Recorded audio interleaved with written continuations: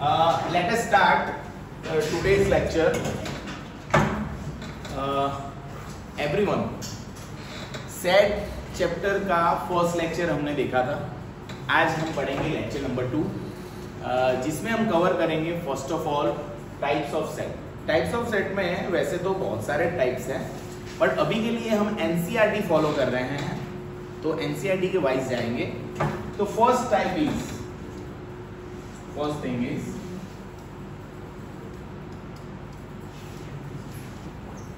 Empty set. अब देखो बच्चों, what is empty set?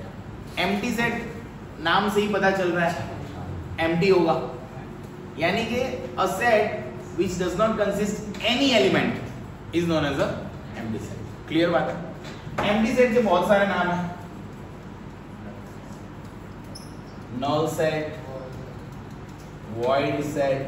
Okay बच्चों, ये सारे हैं. यानी कि डेफिनेशन क्या बन गया? A set which doesn't consist any element, है ना? Any element, then it is known as a null set, void set or empty set. It is denoted by this. Okay, this or this. null set को या तो empty set को always ऐसे दर्शाएंगे, curly brackets, अंदर कुछ नहीं है, या तो phi symbol, that is empty set का एक सिंबल है, इसको फाई बोलते हैं. फाई. ओके बच्चों, याद रखो आज के बाद. सो ऐसे बोलते हैं. अगर कहीं पे ऐसा दिख जाए तो ये कुछ नहीं है. Okay, that does not mean anything अभी के लिए. ओके, तो ये नहीं है. तो समझ में आएगी बात? जैसे कि मैं बोलूं, एक सेट बना रहा हूं, देखो यहाँ पे let us have one set. एक सेट बना रहे हैं हम लोग, A is equal to X such that 1 is less than X is less than 2, X belongs to N.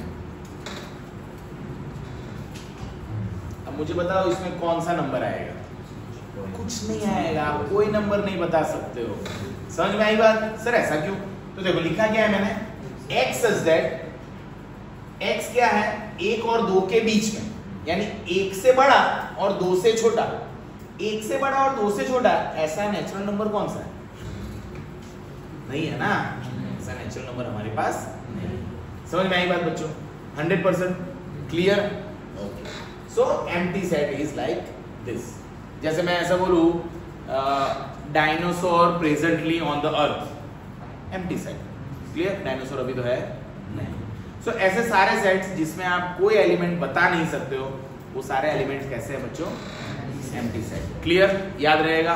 Okay, write down types of set में फर्स्ट करके लिखो empty set. Okay, now the second type will be finite and infinite sets. Write down.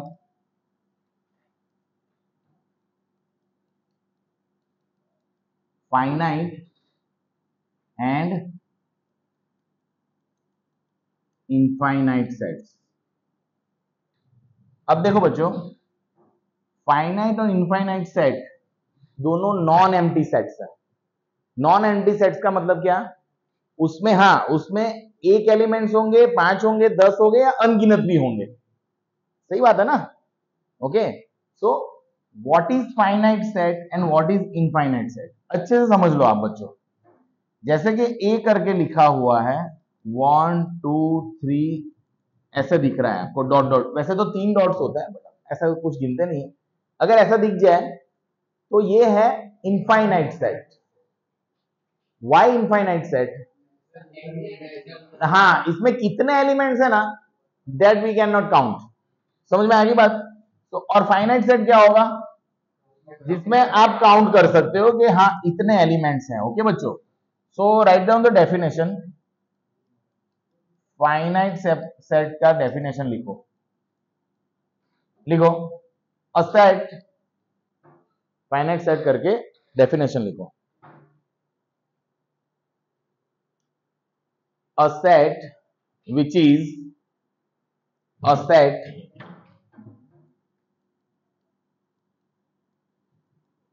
which is non-empty and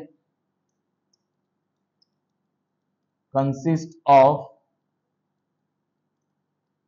finite element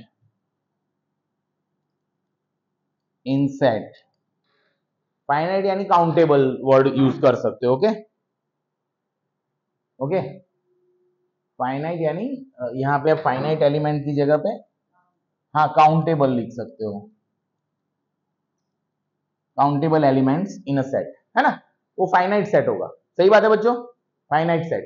अब finite set जो होता है ना, जैसे कि कोई सेट है ए, उसमें 1 2 3 है, तो इसमें कितने एलिमेंट है बच्चों? हाँ, तो आगे जाके ना हम लोग ऐसा लिखेंगे, नंबर ऑफ ए इज 3 है, number of elements in A is 3। ये हम आगे जाके, हाँ कार्डिनल नंबर, उसके बारे में भी हम समझेंगे आगे जाके, बराबर बच्चों। पर अभी आपको ये पता चलना चाहिए कि फाइनाइट सेट होगा उसका ऐसा लिख सकेंगे, इनफाइनाइट सेट का नहीं लिख सकेंगे। सही बात है ना, ओके। तो लिख लिया फाइनाइट सेट, उसी तरह से इनफाइनाइट सेट लिखो, लिख लो फटाफट से अच्छे से।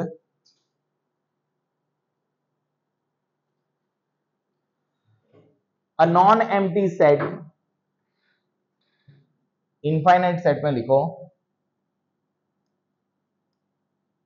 A non empty set which is a not empty set, a non empty set which is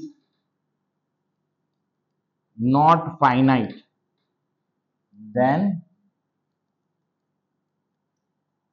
it is called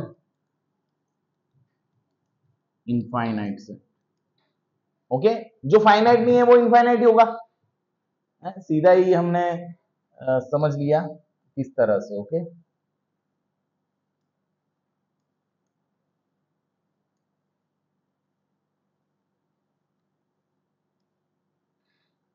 clear? Any doubt with this? Finite, infinite, okay. तो तीन टाइप के सेट अभी हमने समझे, दैट इज नल सेट, या तो empty set या तो वॉइड सेट, जिसमें एक भी एलिमेंट नहीं है, उसको कैसे लिखते हैं, फाइनाइट सेट, इनफाइनाइट सेट किस तरह से दर्शाया जाता है। क्लियर सबको इतना? I hope you understand, okay. अभी इसके हम सम्स करेंगे ना, तो you will have more clear understanding कि हाँ सर ये ऐसी बात भी हो सकती है इन सब के बारे में। सही बात है, लिख लिया, ओके। इसके आगे एक और चीज लिख लो, last,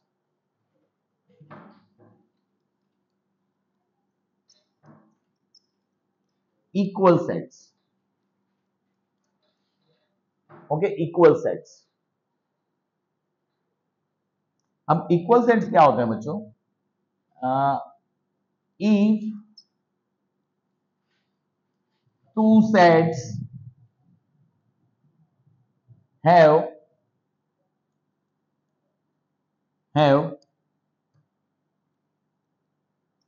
exact same elements, then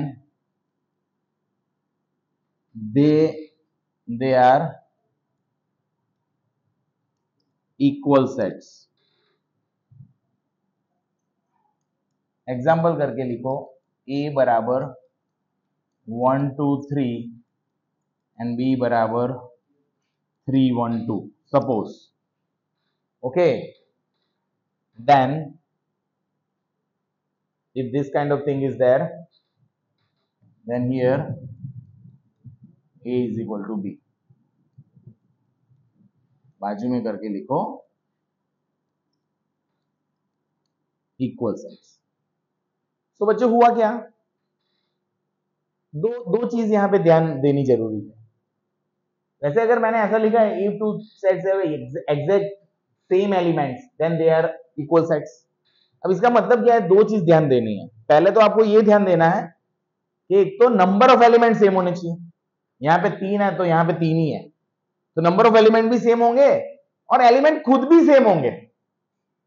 समझ में आया? आप समझ लो, ये इक्वल सेट्स का मतलब है नंबर ऑफ एलिमेंट्स भी सेम और नंबर एलिमेंट खुद भी सेम।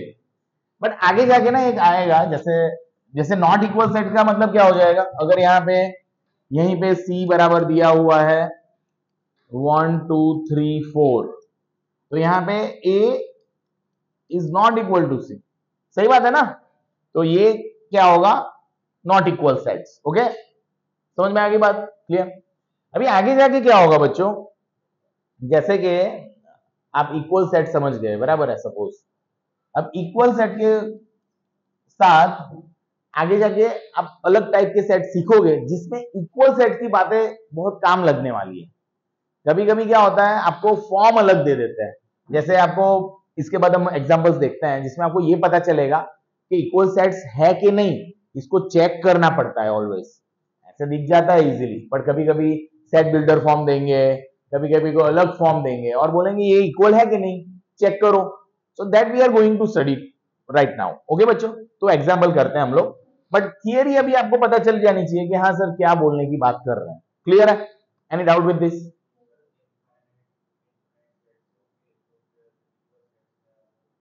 हाँ, इनफाइनाइट सेट्स भी हो सकते हैं ना इक्वल, क्यों नहीं हो सकते? मैं लिखूंगा अलग अलग तरह से, जस्ट जैसे मैंने ऐसा लिखा, suppose a is equal to x such that, ऐसा लिखा। और अगर मैंने ऐसा लिखा,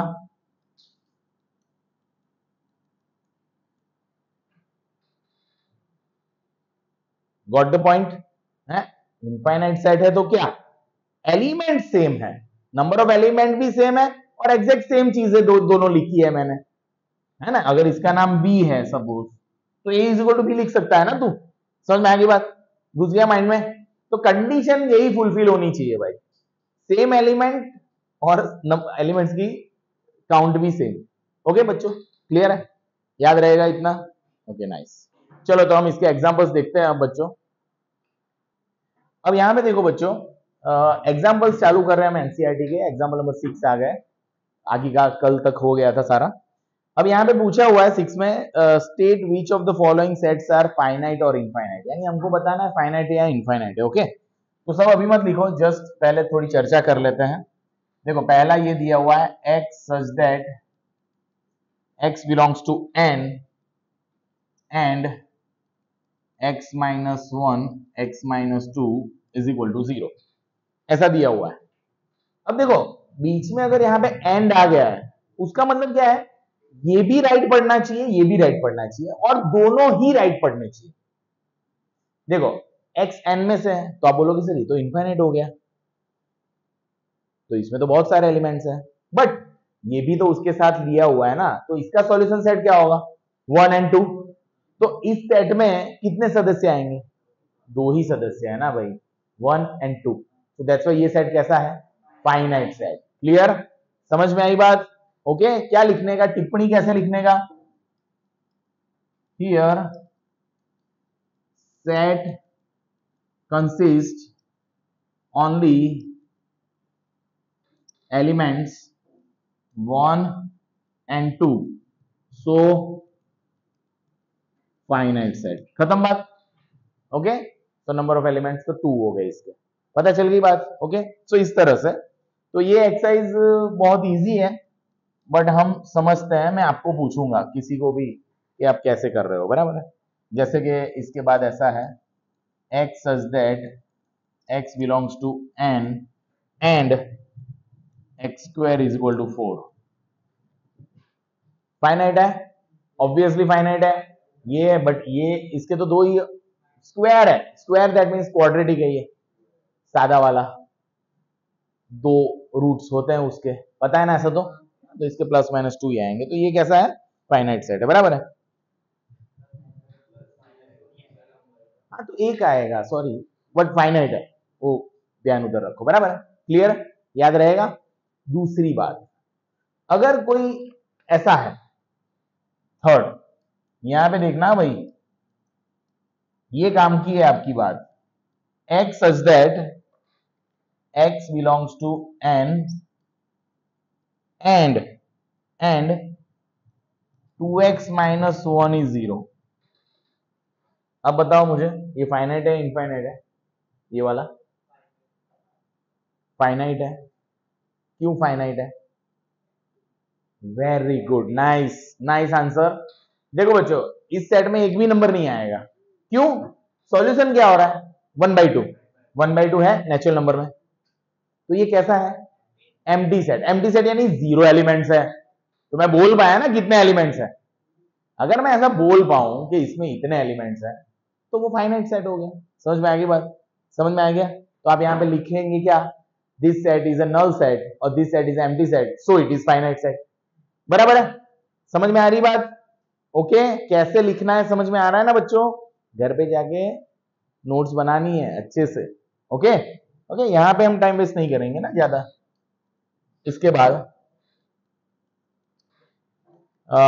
बाद है x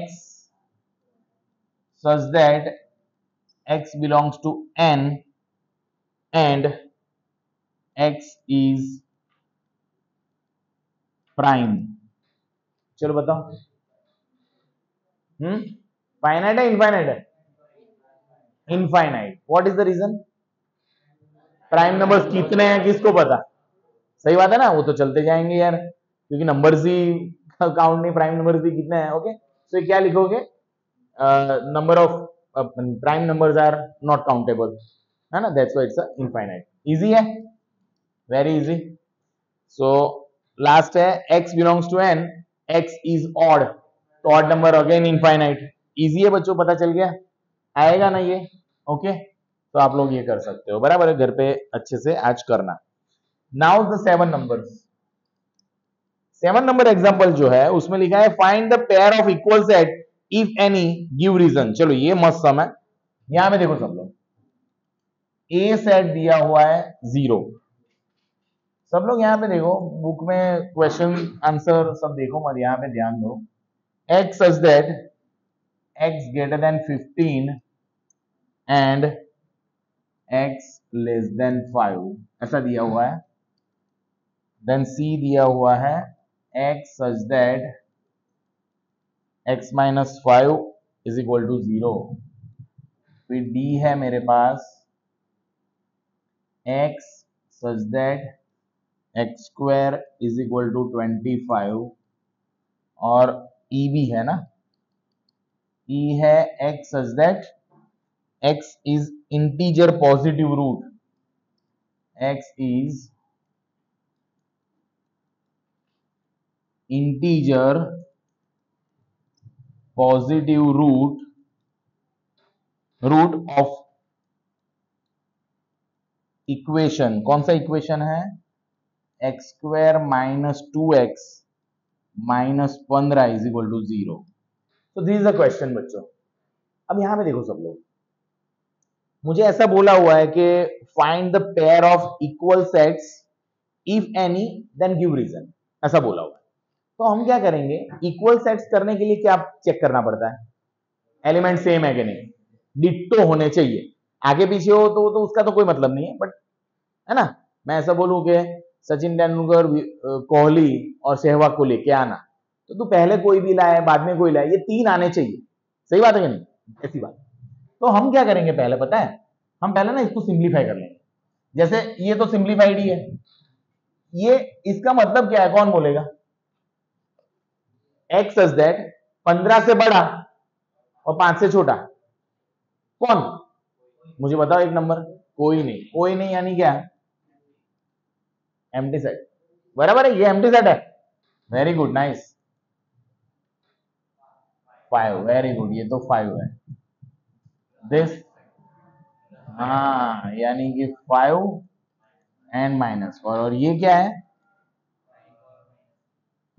इसको सॉल्व करेंगे आप तो x माइनस 5 x प्लस 3, इसके 2 फैक्टर हुए तो 5 और माइनस 3 आएंगे, तो इसका आंसर है 5 एंड माइनस। चलो अब देखो कि कोई सेम लग रहा है? कोई सेम है? नहीं है ना? नो, कोई भी सेम नहीं है, सब में अलग अलग एलिमेंट्स है। बराबर है? तो देख लो आंसर इसका C एंड E सेम है ऐसा लिखा हुआ है। हाँ क्यों क्यों हमने पढ़ा नहीं ना, ये क्या लिखा हुआ है, यानी इसके दो रूट है पर ये रूट तो नहीं ले सकता ना सेट में, तो ये तो इतना ही है बच्चों। ऑब्वियसली आप सिर्फ इसको सॉल्व कर रहे हो, कल ही हमने ये बात करी थी, याद आई?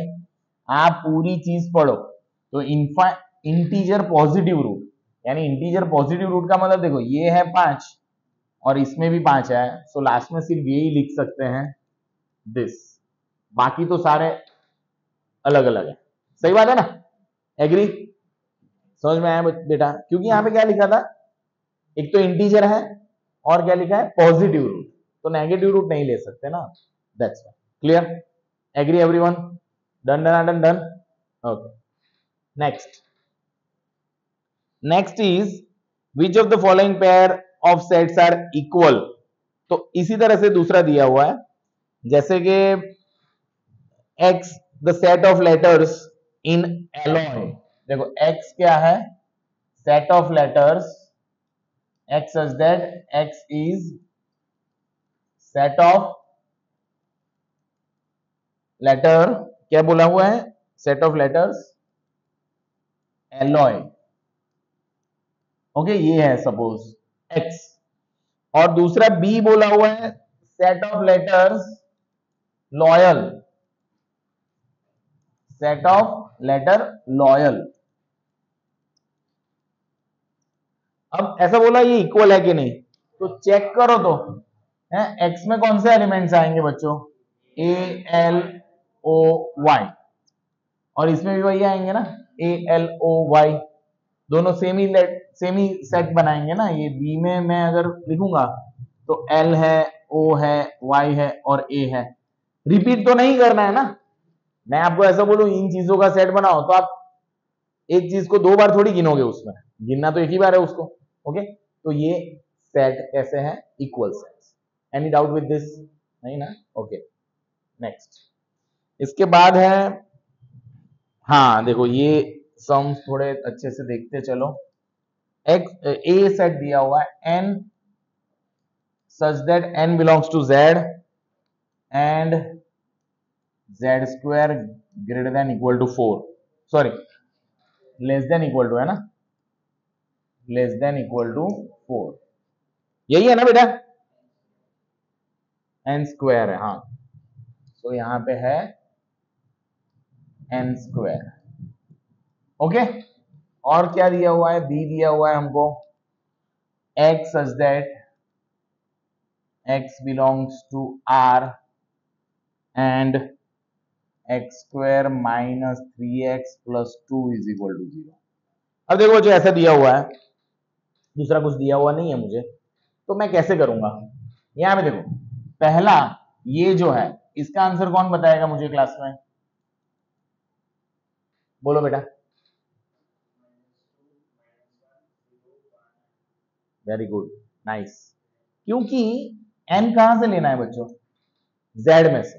z क्या होता है, इंटीजर्स, माइनस वाले, जीरो और प्लस वाले सारे, तो इसमें स्क्वायर 4 या 4 से छोटा रहना चाहिए। तो देखो -2 लूंगा तो z में से लिया है और ये कंडीशन भी फुलफिल कर रहा है, -2 का स्क्वायर क्या, +4, तो +4 इक्वल टू में कंसीडर हो जाएगा ना, -1 0 1 एंड 2, इतने नंबर्स आएंगे यहाँ पे, हैं? सही बात है ना, इतने ही आएंगे ना, 5 एलिमेंट्स आ गए।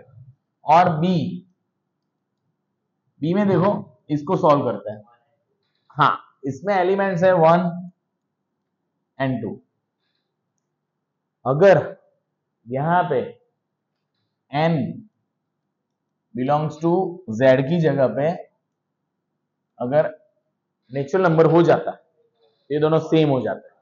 समझ में आई बात, कैसी अच्छी बात थी, क्लियर हुआ है? तो देखो कभी कभी ना छोटी सी चीज ही आपको परेशान करने वाली है, तो हर एक छोटे सम, इजी सम्स सबको बहुत अच्छे से समझ के रखो। सही बात है भाई, everyone got the point? Okay, nice, let us go on another. So ये है एग्जांपल्स, इतने ही एग्जांपल्स है ना बच्चों, है? इसके बाद है एक्सरसाइज 1.2। अब देखो बच्चों, एक्सरसाइज 1.2 जो है, a set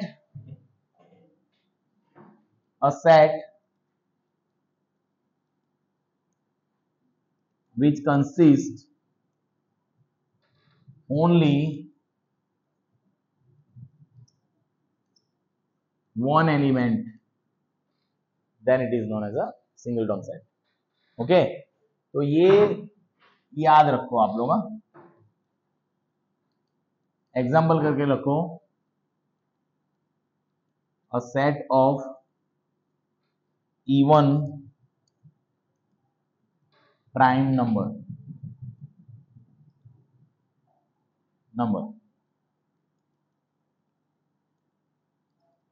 खत्म, समझ में आ गया ना? तो ऐसी कोई बातें आएगी तो मैं बीच में लिखवा दूंगा, याद रखो ये चीजें। ओके बच्चों, नाउ चैप्टर का मोस्ट टाइम भी टॉपिक जिसका नाम है सबसेट्स व्हाटएवर। अब देखो सबसेट का मतलब क्या है? सबसेट का मतलब है अगर कहीं पे ऐसा दिखे तो किसको पता है इसको कैसे पढ़ेंगे? Very good, he knows that. आप लोग समझ लो, ए सबसेट ऑफ बी, उसका मतलब क्या है पता है? ए में जितने एलिमेंट है, the element of A are also the element of B. A के सारे सदस्य बी में पड़े हुए हैं, बट रिवर्स सेंटेंस रॉन्ग है, बी के सारे सदस्य ए में नहीं पड़े हुए हैं। जैसे कि मैं ऐसा बोलूं, किसी पर्टिकुलर सिटी जैसे बॉम्बे में रहने वाले लोग is a subset of Maharashtra में रहने वाले लोग। सही बात है ना बच्चों? पर मैं उल्टा सच पड़ेगा, महाराष्ट्र में रहने वाले लोग is a subset of Bombay. समझ रहे हो कि नहीं बात? इजीली समझ में आ गई। सो दैट मीन्स ये ऐसे भी होता है, इसको बोलते हैं सबसेट और इक्वल, यानी कि ए और बी जनरली सेम एलिमेंट्स होंगे, यानी ये इक्वल सेट्स हो सकते हैं। बट यहां पे देखो सबसेट की बात ऐसा है, तो इसका मीनिंग क्या है? All the elements of A are also the element of B. समझ में आई बात? यानी कि सपोज ए है ए बी और बी है A B C D, then you can write. समझ में आई बात? ए में कौन थे? ए बी में ए बी है, then A is subset of B. समझ में आएगी बात? ये तो इजी है चीज, बट बहुत अच्छे से समझनी पड़ेगी, बहुत अच्छे से। सर क्यों बहुत अच्छे से? देखो इतना तो क्लियर हो गया बच्चों, इसमें कुछ डाउट है? नहीं डाउट है। तो हम क्या करेंगे, देखो समझते हैं कि सपोज मेरे पास ए है, ओके, ए है सपोज मेरे पास ए बी सी। अब इसके कितने सबसेट हो सकते हैं उसकी बात सीखनी है हमको पहले। सबसेट यानी ये ए के टोटल कितने सबसेट। तो देखो यहां पे ए है, तो सबसे पहले तो 5 is a subset of every set, ये याद रखना है। किसी भी सेट में कोई नहीं सदस्य, ऐसा तो आप मान ही सकते हो कि मिनिमम है, फिर 1 2 3 फाइनाइट सेट की बातें हो करते हैं हम लोग। तो ये हो गया। फिर मैं एक ऐसा सेट बनाऊं जिसमें सिर्फ ए एलिमेंट हो, ऐसा सेट बनाऊं जिसमें सिर्फ बी एलिमेंट हो, ऐसा सेट बनाऊं जिसमें सिर्फ सी एलिमेंट है, या तो मैं ऐसा सेट बनाऊं ए बी, या तो बी सी, या तो सी ए, या तो, सही बात है, इतने कॉम्बिनेशन बन सकते हैं। C B is B C ये तो भूल गया। एलिमेंट्स आगे पीछे होने से वो तो सेम ही सेट हुआ ना। एलिमेंट्स आगे पीछे होने से क्या होता है? अगर मैंने कहीं पे ए लिखा हुआ है 1 2 3 और बी लिखा हुआ है 2 1 3, तो ये तो सेम है ना, तो एक ही गिना जाएगा ना, ये तो दो अलग थोड़ी है ये। ओके बच्चों, सो इसके अलावा कोई और इसका सबसेट मुझे बता दो कि मैं अगर सर ऐसा कुछ लिखूं x और फिर x बन जाए a का सबसेट, तो यहां पे ऐसा इनके अलावा कौन सी चीज का कॉम्बिनेशन लिख सकते हो आप? नहीं लिख सकते। समझ में आई बात? समझ में आई बात? क्या बोला अभी? ए में 3 एलिमेंट्स हैं, इन तीनों के मैक्सिमम कॉम्बिनेशन यही है सेट के फॉर्म में, अदरवाइज तो बी ए अलग चीज है, पर सेट के स्वरूप में तो यही है ना यार। मैं आपको ऐसा बोलूं कि कोहली है, धोनी है और बुमराह, इन तीनों के कॉम्बिनेशन बनाना है, तो मैंने किसी को नहीं बुलाया, एक ये कॉम्बिनेशन हो गया। मैंने एक अकेले कोहली को बुलाया, अकेले धोनी को बुलाया, अकेले बुमराह को बुलाया, ये एक कॉम्बिनेशन हो गया। एक ऐसा हो सकता है कि सिर्फ कोहली और धोनी आए, तो फिर उसमें ऐसा नहीं बोल सकता ना धोनी और कोहली आए, वो तो वही हुआ ना, कोहली और धोनी है, वो एक कॉम्बिनेशन ही हुआ ना, उसमें धोनी कोहली को तो आगे पीछे बिठा हो क्या, पर टीम तो वही बनी ना। समझ में आई बात? फिर मैं ऐसा बोल सकता हूं धोनी और बुमराह और कोहली और बुमराह, ये हो सकती है कॉम्बिनेशन, या तो तीनों को बुला लिया, इसके अलावा कोई बनेगी? कॉम्बिनेशन ही नहीं बनेगी। तो इतने ही कॉम्बिनेशंस हैं, तो ऑलवेज याद रखो बच्चों, सबसेट्स होता है ना, subsets number of subsets are always 2 raised to n, 2 raised to n, क्या 2 raised to n, 2 raised to n यानी यहां पे n कौन है? नंबर ऑफ एलिमेंट्स है ना, यहां पे n क्या है? n is number of element. Okay, 3 elements है, तो इसके सबसेट 8 होंगे, 4 एलिमेंट हो तो 16 होंगे, 16 कॉम्बिनेशन हो सकते हैं। समझ में आई बात? तो ये रूल कभी भूलना नहीं, याद आएगा, ये याद रखोगे। ओके, इसको बोलते हैं सबसेट। अब इसमें एक वर्ड है, क्या है?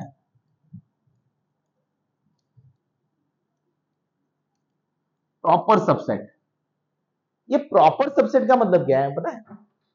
जैसे कि मैंने ऐसा लिखा, यहां पे ये ए है, ओके, और मैं ये ले रहा हूं बी, सपोज मैंने बी ले लिया 5, तो मैं ऐसा लिख सकता हूं क्या? बी सबसेट ऑफ है। फिर अगर मैंने बी ले लिया कोई और, सपोज ये ले लिया ए बी, तो मैं लिख सकता हूं बी सबसेट ऑफ है, सबके लिए लिख सकता हूं। तो ये जो लास्ट वाला है ना, उसके लिए क्या होगा पता है? मैं बी सबसेट ऑफ ए नहीं, उधर मुझे यहां पे ऐसा लिखना पड़ेगा, सबसेट एन इक्वल टू, सही बात है ना। तो ये जो कॉम्बिनेशन है ना, ये प्रॉपर सबसेट में नहीं गिना जाएगा। ये क्या है? ये तो उसके इक्वल है यार, है कि नहीं? तो प्रॉपर सबसेट यानी क्या? सारे एलिमेंट्स उसके प्रॉपर सबसेट होने चाहिए, इक्वल नहीं होना चाहिए। यानी प्रॉपर सबसेट जब लिखोगे तो इसको नहीं लेंगे। समझ में आई बात? क्योंकि ये तो उसके इक्वल था यार, ये उसका छोटा भाई तो नहीं बोल सकते, ये तो उसके जितना ही है। So that's my proper subset का मतलब क्या है? उसके जितने ही एलिमेंट नहीं होंगे, उससे छोटे छोटे भाई सब, छोटी चीजें सब। समझ में आई बात? इक्वल वाला नहीं लेना है। तो प्रॉपर सबसेट के एलिमेंट कितने हो जाएंगे? ओके, 2 raised to n-1, याद रखना ये। कभी कभी मैंने देखा हुआ है पुरानी बुक्स में या तो कोई और साहित्य में, ये जो 5 आता है ना, 5 उसको भी नहीं गिनता है प्रॉपर सबसेट्स में। तो don't worry, this is final. Okay, no need to consider this as. Okay, समझ में आया? तो प्रॉपर सबसेट वर्ड भी याद रखो, अच्छे से समझ के रखो। तो सबसेट क्या होता है बच्चों? सबसेट एक सेट का ही टाइप है, सबसेट अपने आप में एक सेट है। और सबसेट क्या है? कोई भी सेट जिसके एलिमेंट दूसरे किसी सेट के अंदर है, तो वो सेट दूसरे सेट का सबसेट है। सही बात है बच्चों, याद रहेगा ये, क्लियर है? अब अगर यहां पे देख लो, हाँ, अगर ये जो मैंने बनाया है ना इधर, यहाँ पे देखो, इसको हटाते हैं हम लोग, ये सब मैं लिखवाता हूं अभी आपको, बट पहले ये समझ लो कि ये जो उसके सबसेट्स है ना, सबसेट का ही अगर सेट बना लिया मैंने, ऐसे लिखा,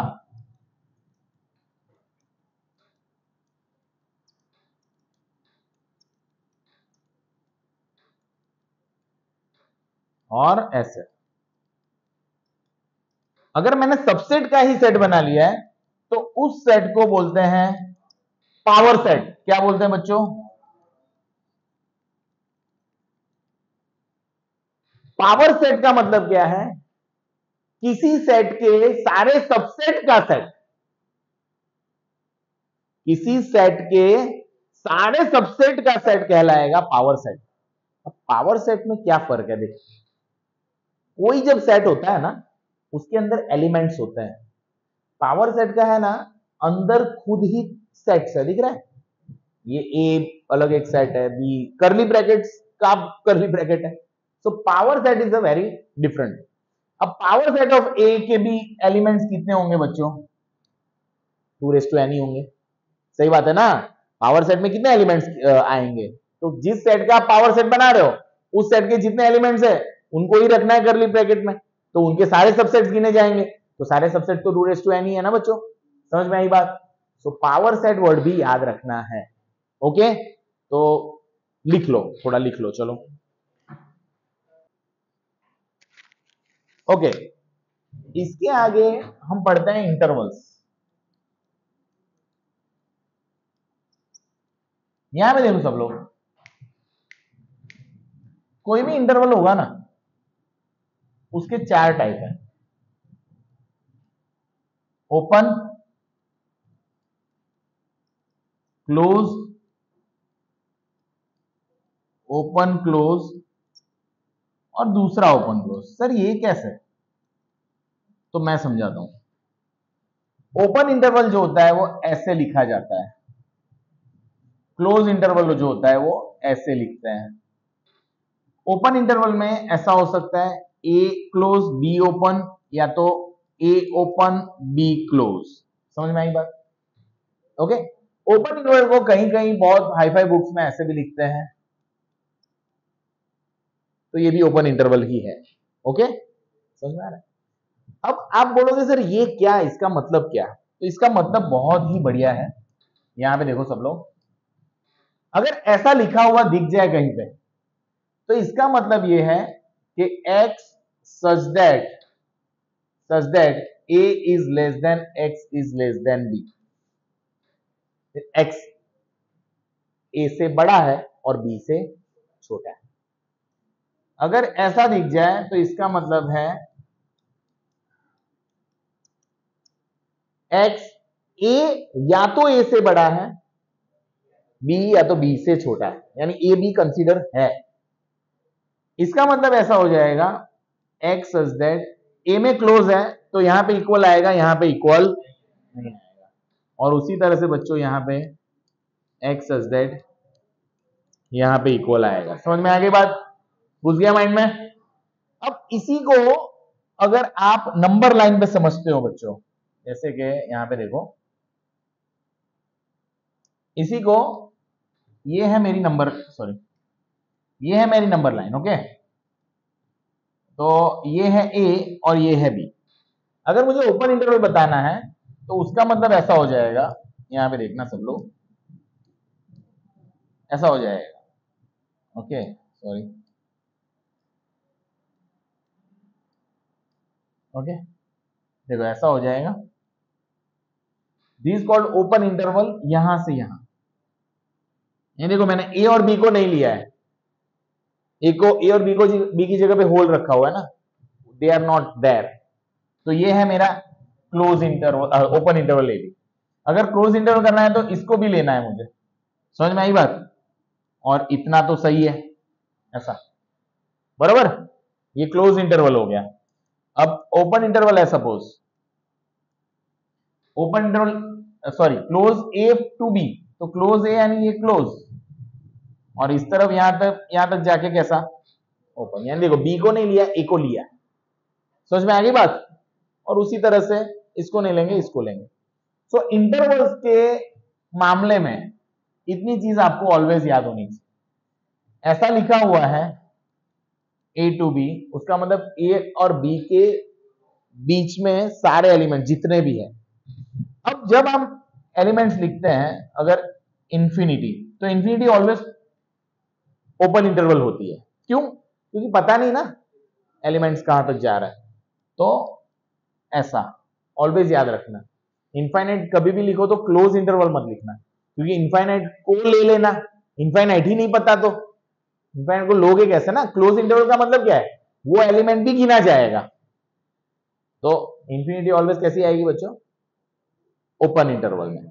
अगर नेचुरल नंबर्स हैं तो नेचुरल नंबर्स को आप इंटरवल के फॉर्म में नहीं बता सकते। क्यों? क्योंकि इंटरवल में तो यहां के सारे एलिमेंट्स आते हैं बच्चों। तो ये क्या बता रहा है ऑलवेज? इसका मतलब क्या है? जब भी ऐसा लिखो तो मतलब क्या होगा? ये रियल वैल्यूज की बात कर रहा है। ऑलवेज याद रखना ये, बराबर है। अगर मुझे ये इंटरवल दिख जाए, इसका मतलब क्या है? x बिलोंग्स टू r, सारा r हो गया नहीं। Open interval minus infinity to infinity का मतलब क्या? पूरी नंबर लाइन, पूरी नंबर लाइन। समझ में आई बच्चों बात? तो ये याद रखना, इंटरवल की बात है, बहुत जगह पे हम यूज करेंगे इसको। तो इसके बाद एनसीईआरटी में है पावर सेट। आई थिंक हमने पढ़ लिया अभी पावर सेट। तो उसके बाद है यूनिवर्सल सेट। अब देखो यूनिवर्सल सेट क्या होता है। सारे जो सेट है, जो बातें हो रही है, जो एग्जाम्पल हो रहा है, उसके उस सारे सेट्स के पापा, समझो। यानी क्या? जैसे बातें कर रहा हूं मैं कि शेर कितने हैं गुजरात में, गुजरात की बात कर रहे हैं, सपोज हम गुजरात में हैं, तो हम ये बोल रहे हैं कि गुजरात में शेर कितने हैं, गुजरात में हाथी कितने हैं, गुजरात में घोड़े कितने हैं, ये सब बातें कर रहा हूं मैं। ये अलग अलग सेट बनाए मैंने, और इन सबका पाप क्या है? गुजरात में एनिमल्स कितने हैं। समझ में आएगी बात? तो गुजरात में एनिमल्स कितने हैं, उन सब में से ही ये सब बातें होंगी ना, जब भी एनिमल काउंटिंग की बात करोगे। तो यूनिवर्सल सेट का मतलब क्या है? जब आप कोई भी चीज कर रहे हो तो उस कंटेक्स्ट में, उस के रिलेटेड, जैसे नंबर सिस्टम की बात हो रही है तो real number generally universal set हो जाएगा, है कि नहीं? जब हम रियल नंबर्स की बात कर रहे हैं तो पूरा सेट हो गया।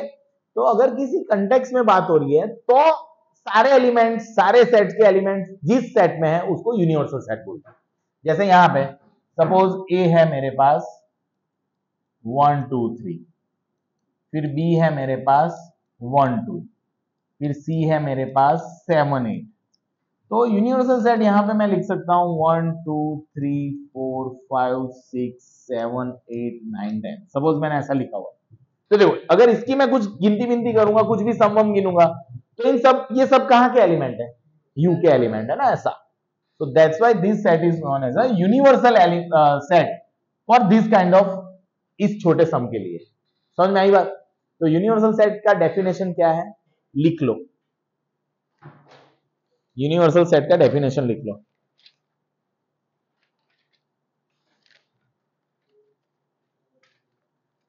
लिखो,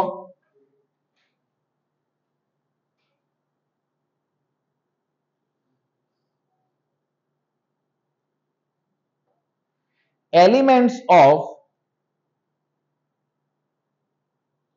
all the sets, elements of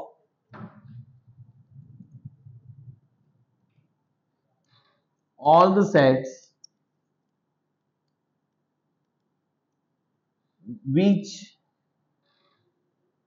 नहीं, elements of all the sets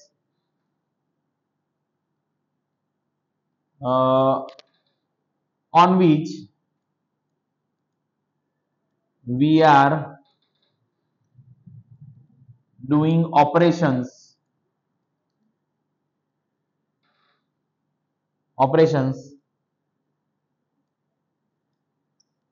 are taken from any particular set then that set is universal set for that period. Then that set is universal set for that period.